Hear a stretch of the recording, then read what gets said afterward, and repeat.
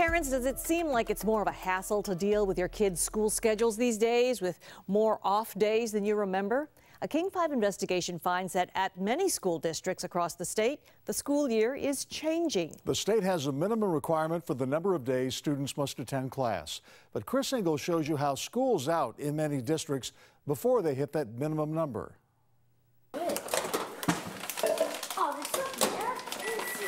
You want an apple? What time are you picking me up from Bobcat?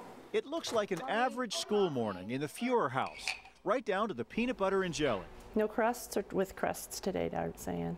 No crust. Go get the other stuff. But Wednesdays are no ordinary day. Okay. Third grader Darby heads for class at the usual time. All right, bye. We'll be right back. Bye. I won't be right back. But her elementary school has an early release day. Complicating things, older sisters Bailey and Darby start class 2 hours late today. I like it because you get to sleep in. A working neighbor drops off her daughter. Kind of a neighborhood effort to get everybody to school on Wednesdays. A lot of people like me started working from home. Issaquah has 42 partial school days per year and 2 waiver days when teachers report to school but not students. Definitely the kids could use more time in class learning. School districts across the state are chipping away at one of the cornerstones of basic education. State law requires that each student receive 180 days of instruction every year. Since 2007, state-approved waivers of this law have quadrupled to an all-time high, according to analysis by the King 5 investigators. 40% of the state's 295 school districts have now peeled days off their school calendars, including Seattle with a 3-day waiver, Edmonds, North Shore, and Shoreline with 5 days each, and Federal Way with 7 days waived. It recognizes that the legislature... The State Board of Education, appointed by the governor, grants those waivers. Why doesn't the school board say no to that? Because we don't have unlimited power. If the legislature wants a waiver program that is used sparingly, that is only used in unique circumstances, that we're all for that, but that would require a change in the law. The law says the Board of Education may grant waivers for the purposes of economy and efficiency. Districts can easily prove they save money with fewer school days. However, waivers are a backhanded redefinition of basic education, according to staff documents last year warning the board about the spike in waivers. I believe you've hit on something worth investigating. Worth investigating because of what the board sees as a bigger concern. It says that schools denied waivers could resort to an option that's more harmful to student learning. We could reform the whole waiver process and it wouldn't do anything to change the dynamic of partial school days. Here's why more districts are turning to partial school days. In Washington, there is no legal definition for a minimum school day. If the kids show up here in class for even 1 minute of instruction, the district can count that as a full school day. That's important because the district needs at least 180 school days each year to qualify for state funding. These days, many districts schedule shorter school days by the dozen. Everett School District has 38 partial days at elementary schools after adding early release Fridays this year. Bellevue has the same number, 38. Lake Washington has 42 shorter days. North Kitsap has 38 partial days plus 5 waiver days. And South Kitsap logs 49 partial school days each year. Schools use shorter days and waivers for 2 purposes: parent-teacher conferences and professional development, teaching the teachers. We have a lot of demands that have been put on educators with increasing rigor, with the integration of new technologies into teaching, new evaluation system. Issaquah's superintendent says he understands the frustration of parents in his district, like the Fuhrer family. But he says state cuts make it more difficult to pay teachers to do their work outside of school hours. And the real challenge is, where do you find the time to do that without adding additional days? I'm not aware of other states that have used half-day closings in the way that you've described. University of Maryland professor Dave Marcotte has studied education nationwide. He understands the budget pressures, but says there could be a cost that's paid in the classroom, especially by struggling students. I have a prediction, certainly, that anytime you reduce the amount of time kids spend in school, test scores are going to go down. and the amount they go down is directly a function of how much time is lost. It just seems like sometimes we should ask whether, should this continue? Is there a better way? Bye. Bye. Teachers and school administrators say there's one part of the law where there is no shortcut. Students must receive 1,000 hours of instruction each year, and all school districts certify that they do that. However, Dr. Marcotte and others told us there's really been no research on whether compressing that 1,000 hours into shorter days is harmful to student learning. In other words, can kids still make the grade? So all this change is happening in our schools really without any study of what the impact is on kids. It would be nice to study it, though, wouldn't it? Yeah, and somebody may head that way because there's a lot of looking into whether we should even increase the school year, and it's all about a matter of how do you pay for it, of course. Exactly. Yeah. Thanks, Chris. Thank you, Chris.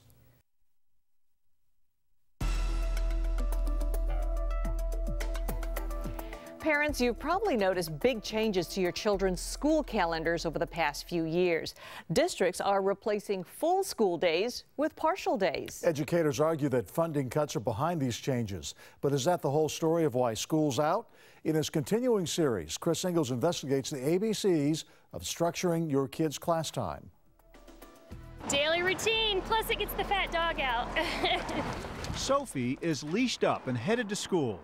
Rachel Teodoro says too often the daily dog walk starts early. There's just so many disruptions throughout the school year. To pick up her children from an early release day. I'm noticing a lot of times that my son will say, well, we didn't do anything today. Elementary schools in Fife have 18 half-days or days off in which routine school hours are used for teacher training or student conferences. Hey guys, how was school today? Good. Yeah? I just feel like they're getting shortchanged by the lack of time that they're having in the classroom. Teodoro, a classroom volunteer and PTA president, wonders if schools have lost their focus. What is it that they're doing on these days? It's almost like they shoo the kids out because they've got more important things to do as adults. Half days, late starts, early releases. It's not just here in Fife. School districts all across the state are putting more partial school days in their schedules. And I don't intend to discredit the importance of teachers working together or having professional development, but to put it into the student calendar and to carve it out of the student time is the injustice that is alarming to me. Jamie Lund is an education analyst for the conservative Freedom Foundation in Olympia. He blames school boards and districts for negotiating teacher contracts that offer partial school days at a time when pay raises are scarce. It's a very easy concession to make. In this 2011 Tacoma Schools contract, striking teachers faced a nearly 2% pay cut. In their counteroffer, the teachers union asked the district to convert 4 full student days to 4 half days, which results in teachers working fewer hours in the classroom for the same pay. Because like any employee, if you got to get paid the same for a lighter workload or a more convenient workload, that's a benefit. It's not an attempt by teachers to work less. The president of the state teachers union says the contract language is not about giving teachers a better deal. Over the last couple of years, they cut $2.6 billion. Mary Lindquist says cuts by lawmakers stripped away 3 days of state-funded training each year for every teacher that occurred outside of school hours. It's training, she says, is vital for modern-day teachers. It could be in service on the new evaluation system. It could be professional development on new curriculum. It could be training on new instructional strategies. In your journal. She says it's now up to districts and teachers to find the time for state-required teacher development. Since the state no longer pays for it, districts are left to squeeze that work into the regular school calendar. I don't think anyone likes the increased use of loss of instructional time for kids, but it's the only option we have when the state continues to underfund our schools. And Lund questions whether teachers are always using that time as intended. Who gets to tell the employee what to do during that time? In this 2011 contract negotiation, Bellevue teachers rejected the proposal to allow the district or school leadership to direct the time on all Wednesdays, which is Bellevue's weekly early release day. Any attempt to kind of do cookie cutter, do the same thing in every building and have everyone doing the same thing doesn't meet the needs of our students. Teachers often resist that. Let me ask you this question. Bellevue was one of the first districts to institute a weekly early release day more than a decade ago. It's hard to argue with the success of a district that just earned national recognition on Newsweek's list of best high schools. Other districts have followed suit with their schedules. Everett School District now has 38 partial days at elementary schools after adding early release Fridays this year. That number matches Bellevue's 38 early release days. Lake Washington has 42 shorter days. North Kitsap has 38 partial days plus 5 waiver days with no school at all. And South Kitsap logs 49 partial school days each year. I do have concerns about half-days becoming institutionalized. Executive Director Ben Rarick says the State Board of Education has watched this trend anxiously, worried about the impact the weekly disruptions could have on grades. He says the only way to get rid of them is through more funding from the state. If nothing happens, I fear that the proliferation of half-days will continue. I don't feel like there's a whole lot that happens on a half day, and it makes me really question where our educational system's going. Chris Ingalls, King 5 News. Even though lawmakers are trying to come up with more education money during a special session in Olympia, insiders doubt that it will have much impact on partial school days. The state's fourth largest school district has decided against a major change in next year's class schedule. The Kent School Board turned down a plan to replace 30 full school days with half days. It goes against the grain of many school districts in which schools out with dozens of shorter school days each year. In his continuing investigation, Chris Ingalls reveals that one person who wants to put a stop to all those short days is the state's top educator.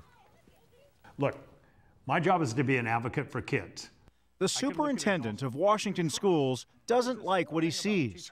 Classrooms that are empty, kids that are sent home one day each week before the traditional class time is over. Especially the kids that struggle the most. It hurts them the most if we're not in the classroom teaching.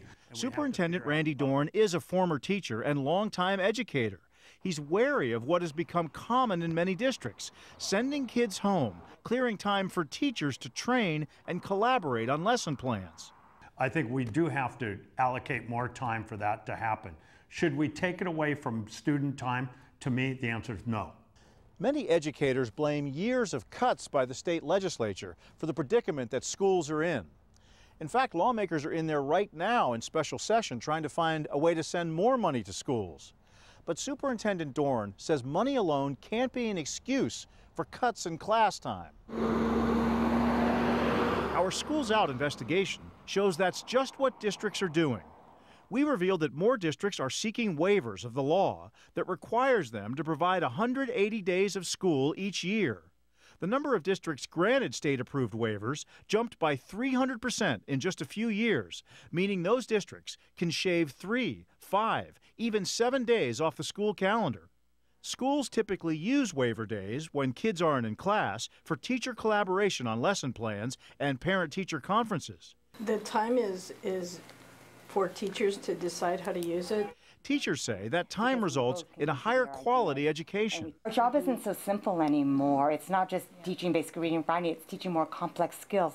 Districts also use partial days, late start or early release to carve out time for teachers. These are just some of the districts that have weekly short days built into their schedule. I think it's a burden on parents that are working parents and have to do all the arrangement. So I don't like the idea of waivers. I don't like the idea of half days for professional development. What will the superintendent do about it?